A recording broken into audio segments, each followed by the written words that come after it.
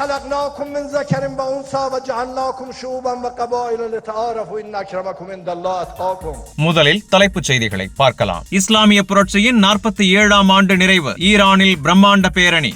Iran நாடு முழுவதும் நடைபெற்ற பேரணிகள். ஒற்றுமை மற்றும் வலிமையை பாராட்டும் ஈரானிய தலைவர்கள். 47வது இஸ்லாமிய புரட்சி நிறைவு ஆண்டை முன்னிட்டு அதிபர் பெஷெஷ்கியான் பாராட்டு. ஈரானின் இஸ்லாமிய புரட்சி எதிர்ப்பு அச்சின் ஒற்றுமையின் சின்னம். ஹமாஸ் ராணுவ பிரிவு பாராட்டு. நெதன்யாகுவுடன் எதுவும் முடிவடையவில்லை.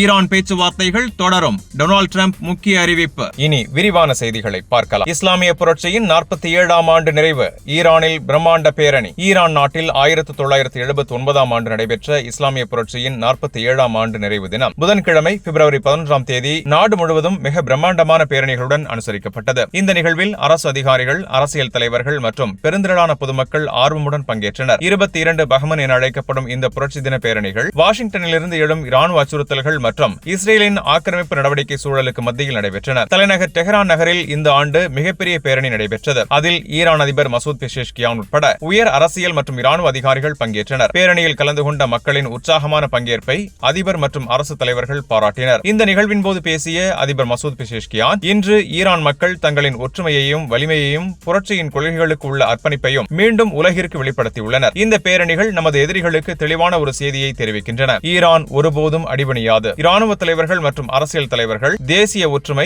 எதிர்ப்பு மனப்பாங்கு மற்றும் நாட்டு வலிமை என்பவற்றை வலியுறுத்தி உரையாற்றினர். பல நகரங்களில் பங்கேற்ற மக்கள் அமெரிக்கா வீழ்க, இஸ்ரேல் அழிந்து போகட்டும் என்ற முழக்கங்களை எழுப்பினர். இந்த ஆண்டு பேரணிகள் ஈரான் எதிர்கொண்டு வரும் பொருளாதார சவால்கள் மற்றும் வெளியுறவு அழுத்தங்கள் இருந்த போதிலும் மக்களின் பெரும் திரளான பங்கேற்பு நாட்டின் உறுதியையும் தேசிய மனப்பாங்கையும் வெளிப்படுத்துவதாக அரசு ஊடகங்கள் தெரிவித்துள்ளன. நாடு முழுவதும் நடைபெற்ற பேரணிகள். ஒற்றுமை மற்றும் வலிமையை பாராட்டும் ஈரானிய தலைவர்கள். ஈரான் நாடு 1979ஆம் ஆண்டு நடைபெற்ற இஸ்லாமிய புரட்சியின் 47ஆம் ஆண்டு நிறைவை பெருமளவிலான மக்கள் பேரணிகளுடன் கொண்டாடியுள்ளது. இந்த நிகழ்வுகளில் உயர் அரசியல் தலைவர்கள், இராணுவ தளபதிகள் மற்றும் பெருந்திரளான பொதுமக்கள் பங்கேற்றனர். இந்த பேரணிகள் தேசிய ஒற்றுமை, நாட்டு வலிமை மற்றும் எதிர்ப்பு மனப்பாங்கை வலியுறுத்தும் வகையில் நடைபெற்றன. தலைநகர் டெஹ்ரான் உட்பட நாடு முழுவதும் லட்சக்கணக்கான மக்கள் தெருக்களில் திரண்டனர். ஈரானின் சமீபத்திய வரலாற்றில் மிகவும் சவாலான மற்றும் கொந்தளிப்பான காலகட்டம் இந்த பேரணிகள் அரசாங்கத்துடன் ஒற்றுமையை காட்டும் வலுவான வெளிப்பாடாக அமைந்ததாக கூறப்படுகிறது. ஈரான் அதிபர் மசூத் பெஷெஷ்கியான் மக்களின் ஆர்வமிக்க மற்றும் பரந்த பங்கேற்பை பாராட்டினார். மேலும் அவர் 2026ஆம் ஆண்டில் ஈரான் மக்களின் பேரணிகள் தொடர்ச்சியான ஆக்கிரமிப்புகளுக்கும் கொடூரமான அழுத்தங்களுக்கும் உறுதியான பதிலடியாக அமைந்துள்ளன. இது ஒற்றுமையின், எதிர்ப்பின் மற்றும் தேசிய வலிமையின் தெளிவான அடையாளமாகும் என்று கூறினார். இராணுவ தலைவர் மேஜர் ஜெனரல் மௌசவி உரையாற்றுகையில், ஈரான் மக்கள் எதிரிகளையும் அவர்களின் திட்டங்களையும் தோற்கடிப்பார்கள். ஈரானின் எதிரிகள் திகைப்பில் ஆழ்வார்கள்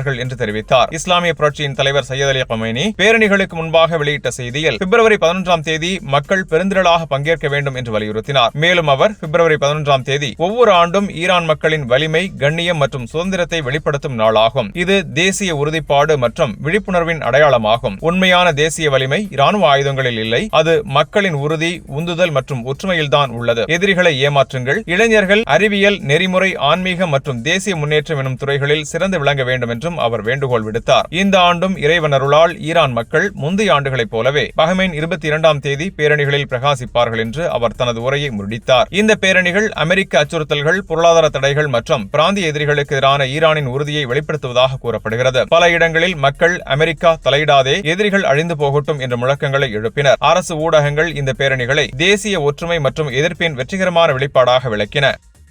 47வது இஸ்லாமிய புரட்சி நிறைவு ஆண்டை முன்னிட்டு அதிபர் பெஷெஷ்கியான் பாராட்டு. 1979ஆம் ஆண்டு நடைபெற்ற இஸ்லாமிய புரட்சியின் 47வது ஆண்டு நினைவு தினத்தை ஈரான் நாடு முழுவதும் நடைபெற்ற பிரம்மாண்டமான மக்கள் பேரணிகளுடன் கொண்டாடியுள்ளது. இந்த பேரணிகளில் மக்கள் பெருந்திரளாக பங்கேற்றதை ஈரான் அதிபர் மசூத் பெஷெஷ்கியான் ஒற்றுமை, எதிர்ப்பு மற்றும் தேசிய வலிமையின் தெளிவான அடையாளமாக பாராட்டினார். தலைநகர் டெஹ்ரான் நகரில் ஆசாதி சதுக்கத்தில் நடைபெற்ற மிகப்பெரிய பேரணியில் உரையாற்றிய அதிபர் பெஷெஷ்கியான் மக்களின் ஆர்வமிக்க மற்றும் உற்சாகமான பங்கேற்பு நாட்டின் ஒற்றுமையையும் தேசிய உணர்வையும் நாட்டின் எதிர்காலத்திற்கான பொறுப்புணர்வையும் வெளிப்படுத்துவதாக தெரிவித்தார். இந்த பேரணிகள் வெளிநாட்டு அழுத்தங்கள், பொருளாதார தடைகள் மற்றும் சதிகளுக்கு எதிரான உறுதியான பதிலடியாக அமைந்துள்ளன என்றும் அவர் கூறினார். அதிபர் பெஷெஷ்கியான் தொடர்ந்து கூறியதாவது, இன்று ஈரான் மக்கள் மில்லியன் கணக்கில் தெருக்களில் இறங்கி புரட்சியை பாதுகாக்கவும், தலைமையை பின்பற்றவும், தேசிய மதிப்புகளை உயர்த்தி பிடிக்கவும் தங்களின் உறுதியை வெளிப்படுத்தியுள்ளனர். இது எதிரிகளுக்கு ஒரு தெளிவான செய்தி. ஈரான் ஒருபோதும் அடிபணியாது, வெளிநாட்டு சதிகளுக்கு அஞ்சாது. புரட்சியின் அடிப்படை நோக்கம் நீதியை நிலைநாட்டுதல், பாகுபாடுகளை ஒழித்தல் என்பதாக குறிப்பிட்ட அவர், கடந்த 47 ஆண்டுகளாக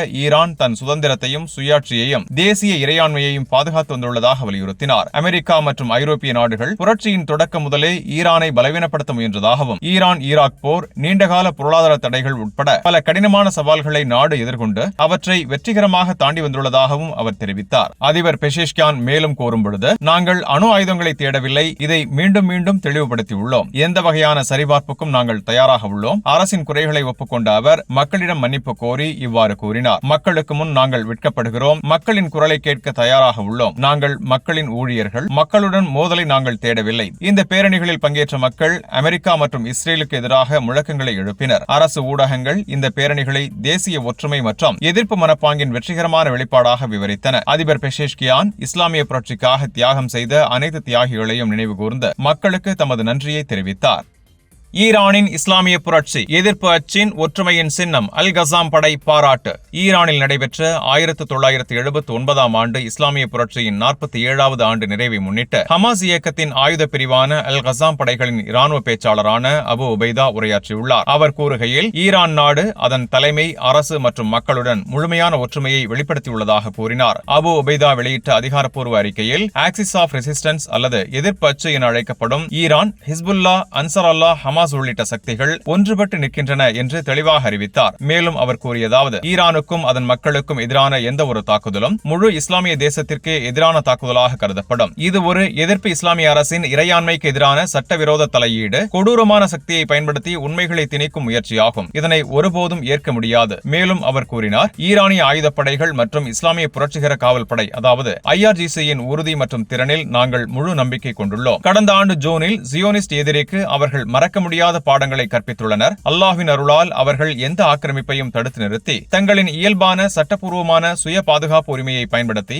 ஆக்கிரமிப்பாளர்களுக்கு கடுமையான அடிகளை வழங்குவார்கள் என்று கூறினார். புதிய அபு உபைதா, ஈரான் மீது தற்போது எழும் அச்சுறுத்தல்கள், முந்தைய ஆக்கிரமிப்புகள், பொருளாதார தடைகள் ஆகியவை பாலஸ்தீன மக்களின் வீரமிக்க எதிர்ப்புக்கு ஈரான் வழங்கிய நேரடி மற்றும் தெளிவான ஆதரவின் விளைவாகவே இந்த அழுத்தங்கள் அதிகரித்துள்ளன என்றும் அவர் தெரிவித்தார். எதிர்ப்பு அச்சின் ஒற்றுமை காசாவில் தொடர்ந்து நடைபெறும் போராட்டத்துடன் இணைந்து அமெரிக்க இஸ்ரேலிய அச்சுறுத்தல்களுக்கு எதிரான உறுதியை மீண்டும் வலியுறுத்துகிறது என்றார். இந்த அறிக்கை ஈரானில் 47வது இஸ்லாமிய புரட்சி ஆண்டு நிறைவையொட்டி நடைபெற்ற பிரம்மாண்டமான மக்கள் பேரணிகளுக்கு மத்தியில் வெளியிடப்பட்டது. அல் கசாம் படைகள் பாலஸ்தீன எதிர்ப்புக்கு ஈரான் வழங்கி வரும் தொடர்ச்சியான ஆதரவுக்கு நன்றி தெரிவித்ததுடன் எதிர்ப்பு அச்சின் அதாவது ஈரான், ஹிஸ்புல்லா, அன்சார் அல்லாஹ், ஹமாஸ் உள்ளிட்ட சக்திகளின் ஒற்றுமை உறுதியானது என்பதை மீண்டும் உறுதிப்படுத்தின.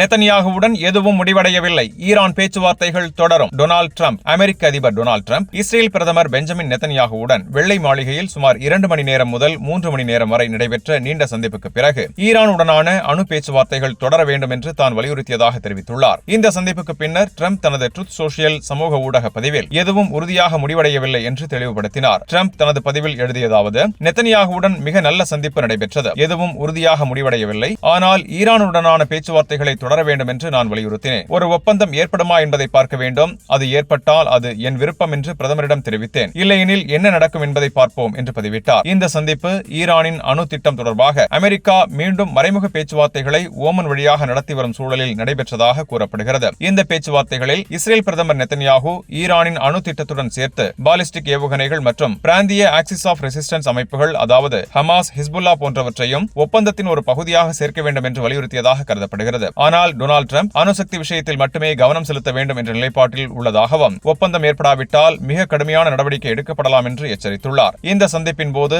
காசா நிலவரம் குறித்தும் இரு தலைவர்களும் விவாதித்தனர். இதுகுறித்து ட்ரம்ப் கூறுகையில், காசாவில் பெரும் முன்னேற்றம் ஏற்பட்டுள்ளதாக தெரிவித்தார். இருப்பினும் இந்த சந்திப்புக்கு பிறகு இருவரும் பொதுவான கூட்டறிக்கை எதையும் வெளியிடவில்லை. மாறாக தனித்தனியாக தங்கள் கருத்துக்களை வெளியிட்டனர். இதற்கிடையில் ஈரான் இந்த பேச்சுவார்த்தைகளில் அமெரிக்கா, இஸ்ரேலிய அழுத்தங்களுக்கு அடிபணிய கூடாது என்று எச்சரிக்கை விடுத்துள்ளது. டொனால்ட் ட்ரம்ப் ஈரான் ஒப்பந்தம் செய்ய மிகவும் விரும்புகிறது என்றும், ஆனால் தேவைப்பட்டால் கடுமையான நடவடிக்கை எடுக்கப்படும் என்றும் மீண்டும் வலியுறுத்தினார்.